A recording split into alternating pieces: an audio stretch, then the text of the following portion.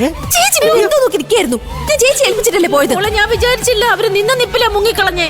നിങ്ങൾ എന്തൊക്കെ അനാവശ്യങ്ങളായി പറയുന്നത്? അവർക്ക് ഇവിടെ മുങ്ങുകയും പൊങ്ങുകയും ചെയ്യേണ്ട കാര്യം എന്താ? സുജാത ആദ്യമായിട്ടല്ലല്ലോ ഇവിടെ വരുന്നത്. അവരൊന്നിച്ച് ജോലി ചെയ്യുന്നവരാ. എന്തെങ്കിലും ആവശ്യത്തിനൂടെ വന്നു കാണും, തിരക്കുള്ളതുകൊണ്ട് പോയും കാണും. അതിനിങ്ങനെ ഏഷണി ഉണ്ടാക്കേണ്ട കാര്യമുണ്ടോ? ആ റേഷൻ ഉണ്ടാക്കി മുത്തശ്ശി പറഞ്ഞതുപോലെ അവർക്ക് മുങ്ങേണ്ട കാര്യമില്ലെങ്കിൽ എന്നോട് പറഞ്ഞിട്ട് പോക്കൂടെ? ഞാൻ ആ മനുഷ്യന്റെ ഭാര്യയല്ലേ? എടി ഭാര്യയെ, പോലീസുകാരുടെ ജീവിതം നിനക്കറിയാലോ. അവർക്ക് നിന്ന നിപ്പിലാണ് ഓരോ ഡ്യൂട്ടി വന്ന് ചാടുന്നത്. അപ്പൊ പിന്നെ ആരോടും പറയാൻ നേരം കിട്ടുന്നു വരില്ല.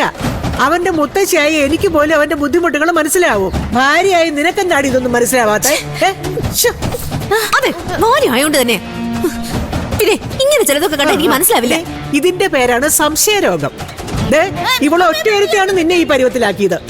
കണ്ട് എല്ലാത്തിനെയും സംശയം. ഒരു കാര്യം ചെയ്യും, ദത്തനെ കൊണ്ട് ജോലി രാജിവെപ്പിച്ചിട്ട് നിന്റെ ഈ സാരി തുപ്പി കെട്ടിയിട. അതല്ലാതെ ഈ രോഗത്തിന് ഒരു മരുന്ന് ഞാൻ കാണുന്നില്ല. പിന്നെ അവൻ തിരിച്ചു വരുമ്പോ ഇതിന്റെ പേരിൽ എന്തെങ്കിലും ഒച്ചപ്പാട് ഇവിടെ ഉണ്ടാക്കിയ നീ ഈ നിറവയറും കൊണ്ട് നടക്കുന്നുള്ള കാര്യം ഞാനങ്ങ് മറക്കും. കുറ്റി അടിച്ചു പൊട്ടിക്കും ഞാൻ. അവിടെ നിൽക്കാൻ നീ എങ്ങോട്ടേ ഓടുന്ന? നിന്നോടും കൂടെ ഈ പറയുന്നത്. ശരി ശരി.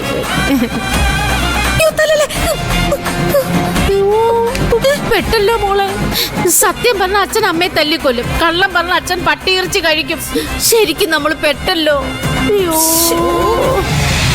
ഒരു കുന്തം നടന്നില്ലെന്ന് മാത്രമല്ല, അവൾ എന്റെ വീട്ടിൽ ഇടിച്ചു കയറി വന്ന് ഷൈൻ ചെയ്യുകയും ചെയ്തു.